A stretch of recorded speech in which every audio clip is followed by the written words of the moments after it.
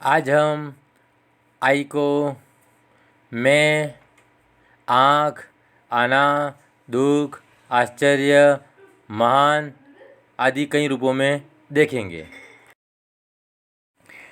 अंग्रेजी भाषा में 5 स्वर हैं: ए, ई, आई, ओ, यू।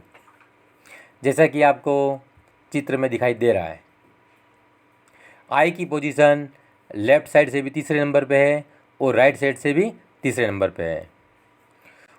और हमारे पास 3 का जो वर्ग है वह होता है 9 अर्थात 9।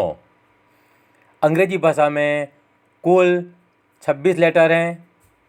26 लेटर में आई की पोजीशन 90 नंबर पे है और 9 का अंक एक मैजिकल है, अतः आई एक मैजिकल वर्ण भी है। 5 जो स्वर हैं उसमें से आई जो वर्ण है वो 2 वर्णों से मिलके बना है, आ और ई, जबकि अन्य जो स्वर हैं सिर्फ उसके अंदर एक ही वर्ण है। जैसे कि ए के अंदर सिर्फ ए ही वर्ण है, ई के अंदर सिर्फ ई ही वर्ण है, ओ के अंदर सिर्फ ओ ही वर्ण है, यू के अंदर जैसे कि यू ही वर्ण है। लेकिन आई के अंदर आ और ई 2 वर्ण मिले हुए हैं। राजकीय सेवा में मेरी स्टार्टिंग ग्रामीण इलाके से शुरू होती है। मुझे बीएड की ट्रेनिंग में यही सिखाया गया था कि कक्षा में अंग्रेजी पीरियड की शुरुआत किसी अच्छी कविता, कहानी या किसी सेंटेंस के साथ स्टार्ट करनी होती है। तो मैंने भी दिमाग में यह बात बिठा ली थी कि आज मैं बच्चों को शरीर के अंगों से ही पढ़ाऊँगा। तो जैसे ही मैंने क्लास में एंट्री की जोनी जोनी यश पापा की कविता के साथ, क्योंकि उस समय जोनी जोनी यश पापा की कविता बहुत ही चलन में थी। उसके बाद मैंने बच्चों को सिखाने के लिए एक उदाहरण दिया।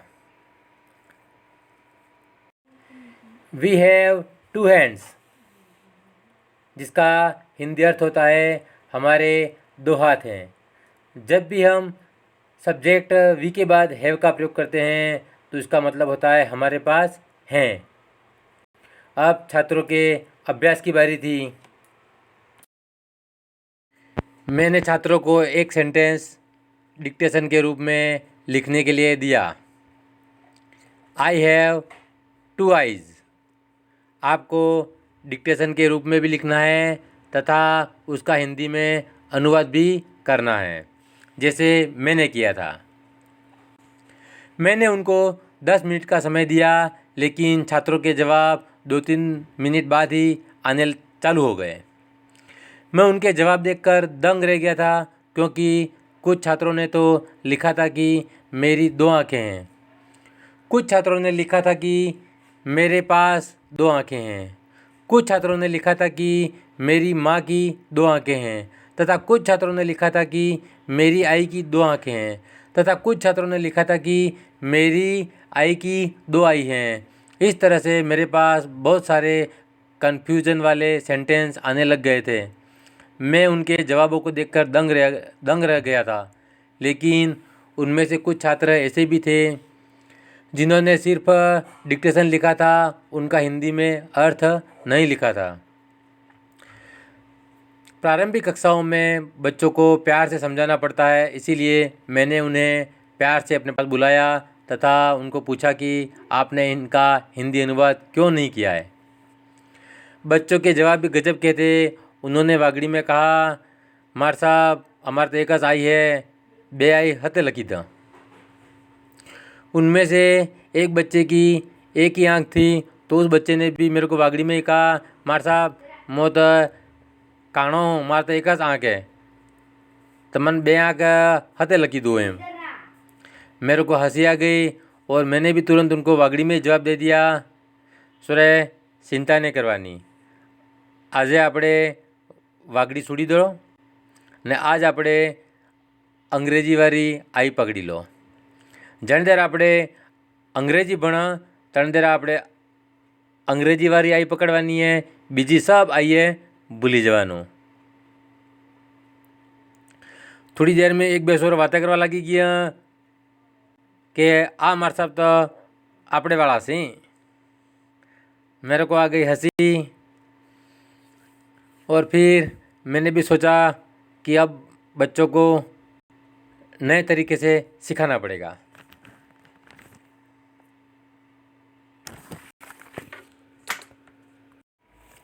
साथियों, यहाँ यह छोटी गलती बच्चों में अवश्य होनी थी, क्योंकि बच्चों पर पूर्ण रूप से वागड़ी बोली हावी थी।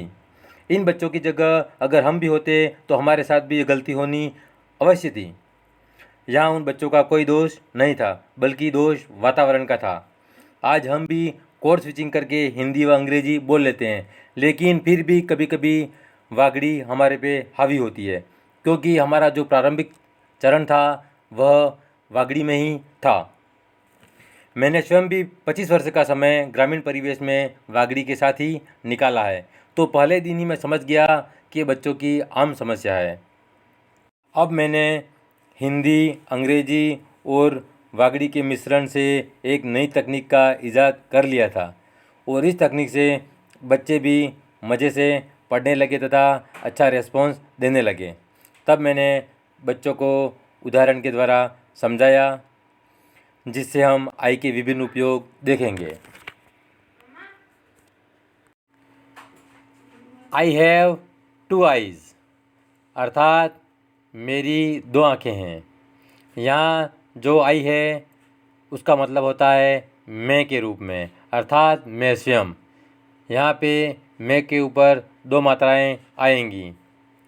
जब ई वाई ई आई होता है तब उसका मतलब होता है आँख, और अगर हम ई वाई ई के पीछे एस लगा देते हैं तो वह बन जाता है आइज़, अर्थात यह प्लूरल बन जाता है।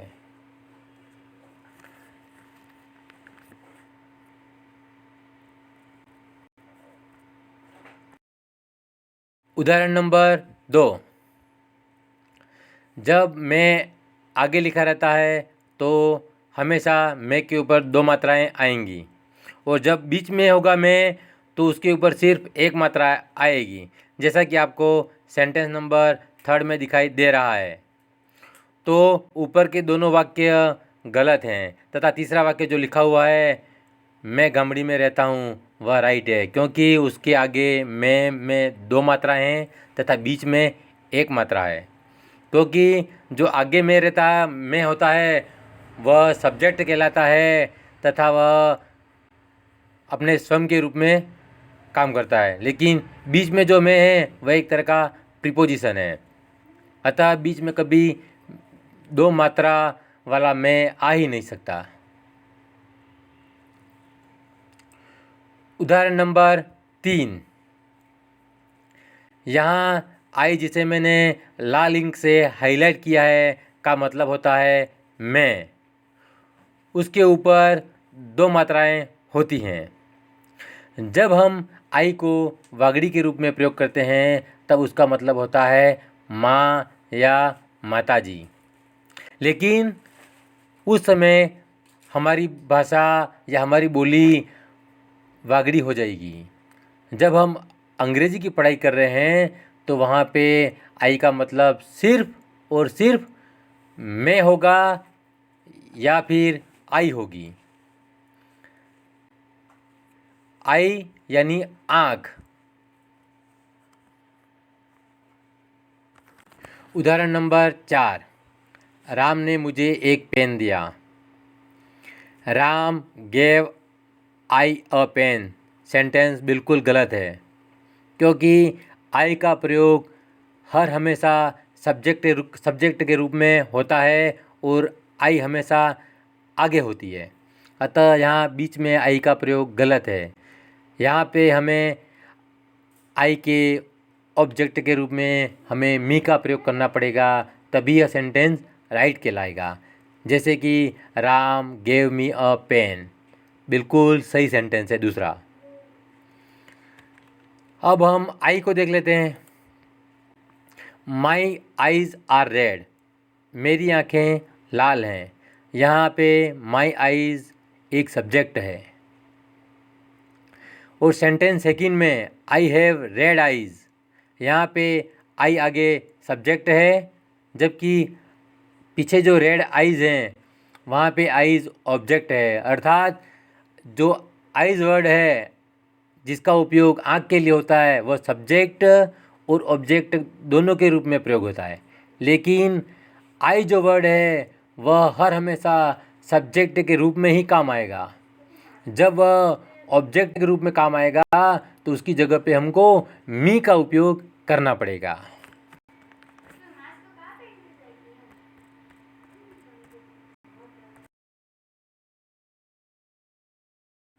आई का एक अन्य उदाहरण नंबर 5, मैं अभी आई। यहाँ साथियों आई का मतलब होता है आना। तो यहाँ पे आई का मतलब न तो आँख है न आई का मतलब मैं है। ऐसे जो वाक्य होते हैं उसमें आई का मतलब होता है आना। उदाहरण नंबर 6 जो कि प्योर वागड़ी में है, ओ आई, जो कि दुख व्यक्त करता है या फिर आश्चर्य व्यक्त करता है।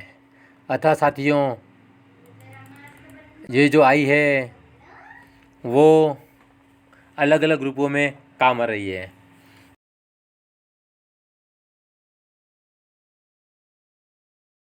उदाहरण नंबर 7, ताराई तो ताराई है। एक तरह की वागड़ी में यह लोकोक्ति है जिसका मतलब होता है कि तेरी माँ महान है या फिर तेरी माँ विशेष गुणों से युक्त है। साथियों इस तरह आज हमने हिंदी, वागड़ी और अंग्रेजी में आई के अनेक उपयोग सीखे। साथियों समय की मांग भी यही है कि हमें समस्त जानकारी होनी चाहिए, क्योंकि अंग्रेजी का प्रचलन धीरे धीरे बहुत बढ़ गया है और हमें धीरे धीरे वागड़ी और हिंदी से अंग्रेजी की तरफ आना है। कोड स्विचिंग ही ऐसी एक तकनीक है जिसमें हम वागड़ी, हिंदी और अंग्रेजी का मिश्रण कर सकते हैं तथा हम अपनी भावनाओं को व्यक्त कर सकते हैं, क्योंकि यह समय की मांग है। तो साथियों आज का टॉपिक अपना पूर्ण होता है। इसी के साथ धन्यवाद।